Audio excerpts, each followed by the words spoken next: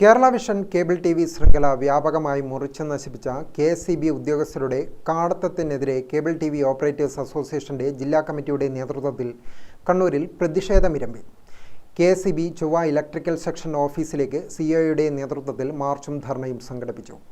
അറിയാനുള്ള അവകാശത്തിന് നേരെയുള്ള കടന്നുകയറ്റം പ്രതിഷേധാർഹമാണെന്ന് ധർണ ഉദ്ഘാടനം ചെയ്ത് Kannur corporation deputy mayor advocate P. Indira പറഞ്ഞു.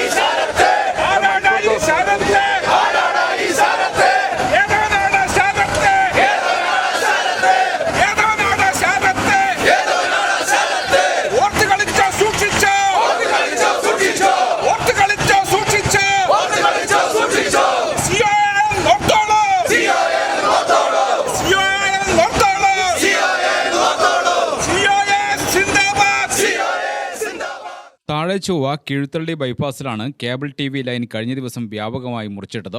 Kerala vision, Kannur vision cable TV. Internet ലൈനാണ് നശിപ്പിച്ചത്.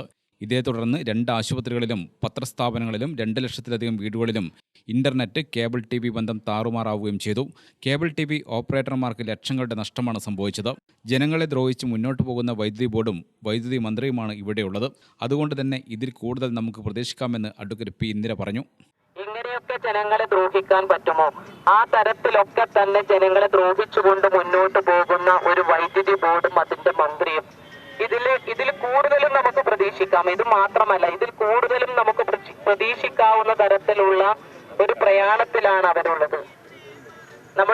നമുക്കറിയാം, നിങ്ങളോട് ഇപ്പൊ ഈ കാണിച്ചത് നമ്മുടെ ഒരു ഭരണഘടനാ സ്ഥാപനമായ കണ്ണൂർ കോർപ്പറേഷനോട് ഇവർ കാണിക്കുന്ന അനീതി എത്രമാത്രം ഉള്ളതാണെന്ന് നിങ്ങൾക്ക് പരിശോധിച്ചാൽ മനസ്സിലാവും. കാരണം നിങ്ങളിവിടെ സൂചിപ്പിച്ചു ഓരോ പോസ്റ്റിന്റെയും വില. ഇവിടെയുള്ള സ്ട്രീറ്റ് ലൈറ്റ് വലിക്കുന്നതായിട്ടുള്ള പോസ്റ്റുകൾ മുഴുവൻ കണ്ണൂർ കോർപ്പറേഷന്റേതാണ്. നമ്മൾ പദ്ധതി വെച്ച് ആസൂത്രണം നടത്തി ചെയ്യുന്ന പോസ്റ്റുകളാണ് ഇതൊക്കെ തന്നെ. ഇവര് പണം പിരിപ്പിക്കുക എന്നതിൽ കവിഞ്ഞ് ഒരു ജനങ്ങൾക്കൊരു സേവനം നൽകണം എന്നുള്ള ഒരു താല്പര്യത്തിന്റെ പുറത്തല്ല ഇവർ പ്രവർത്തിക്കുന്നത് എന്നുള്ളതാണ്. അതുപോലെ തന്നെ കണ്ണൂർ കോർപ്പറേഷനോട് കാണിക്കുന്ന അനീതി ഭയങ്കരമാണ്.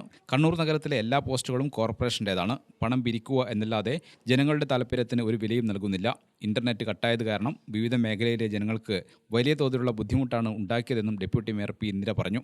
നിങ്ങൾ കാണുന്നതാണല്ലോ, കാൽടെക്സിലും അതുപോലെ താണക്കുമുള്ള സിഗ്നൽ ലൈറ്റ് ഒരു 5 മിനിറ്റ് വൈദ്യുതി നമ്മൾ പണം അടച്ചില്ല എങ്കിൽ ആ സ്പോട്ടിലാണ് അവർ കട്ട് ചെയ്യുന്നത്. ഒന്ന് ആലോചിച്ച് നോക്കിയാൽ ഒരു പൊതുജനങ്ങളെ ഏറ്റവും നിർണായകമായിട്ടുള്ള യാത്ര ഒരുക്കാൻ ഗതാഗതം നിയന്ത്രിക്കുന്ന ആ സിഗ്നൽ ലൈറ്റിൽ ഒരുപക്ഷെ അത് നമ്മുടെ ഒരു കമ്പനിക്ക് കൊടുത്തിട്ടുണ്ടാവാം. അവര് ചിലപ്പോൾ മറന്നു പോയതായിരിക്കാം. ചിലപ്പോൾ ഒരു സമയം ഒന്ന് വൈകിപ്പോയാൽ ഒരു നിർദ്ദേശവും നൽകാതെ ആ സ്പോട്ടിലാണ് അവർ കട്ട് ചെയ്തത്. അതുകൊണ്ട് പൊതുജനങ്ങൾക്ക് ഉണ്ടാവുന്ന ബുദ്ധിമുട്ട് എത്ര വലുതാണ് എന്നുള്ളത് നമ്മൾ കണ്ടതാണ്. അത് മാത്രവുമല്ല, നിങ്ങൾ ഓരോ കാര്യവും അങ്ങനെ തന്നെയാണ്. ഒരു ടി.വി. കാണുന്നത് മാത്രമല്ല ബാധിക്കുന്നത്, ഓരോ സ്ഥാപനത്തിലെയും ഒരുപാട് ആളുകൾ അക്ഷയ കേന്ദ്രങ്ങളിൽ സാധാരണക്കാരായിട്ടുള്ള ആളുകൾ സേവനത്തിന് പോയി ചെയ്യുന്നുണ്ട്. വിവിധ ഹോസ്പിറ്റലുകളുണ്ട്, ഒരുപാട് ഇൻസ്റ്റിറ്റ്യൂഷൻ ഉണ്ട്, ഗവൺമെന്റ് സർവീസ് ഉണ്ട്.